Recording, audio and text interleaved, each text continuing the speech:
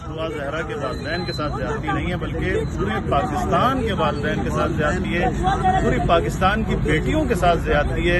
ये human trafficking का मसला है, ये अगवा का केस है, जो जुल्म हुआ है उनके वालिदैन के साथ, उस बेटी के साथ। आप मुझे बतलाइए कि नादरा की डॉक्यूमेंट के मुताबिक वो बच्ची 13 साल और कुछ माह की है।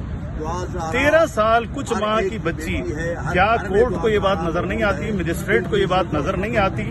सारे डॉक्यूमेंट ये कहते हैं कि वो बच्ची कमसिन है, न 18 साल की है, न 17 साल की, 16 साल से भी कम उम्र है। न पंजाब में उसका निकाह हो सकता है कानूनी तौर पर, न सिंध में उसका निकाह हो सकता है। बड़े अफसोस की बात है, न कानून को मद्देनजर रखा गया, न जो डॉक्यूमेंट इस वक्त मौजूद हैं उनके वालिदैन के पास उस बच्ची के लिए, उनका निकाह नामा वालिदैन का, उस बच्ची की पैदाइश, जो डेट ऑफ बर्थ है, जो नादरा ने जिसे डॉक्यूमेंट किया है, पासपोर्ट के ऊपर जो लिखी हुई है, सारी चीजों को नजरअंदाज करके अफसोस के साथ कोर्ट एक फैसला करती है, मजिस्ट्रेट एक फैसला करता है।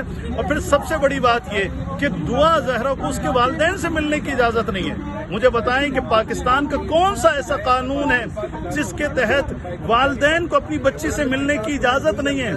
उसे एक जानवर की तरह, एक दहशतगर्द की तरह हका कर लेकर जा रहे हैं, धक्के देकर लेकर जा रहे हैं। कुछ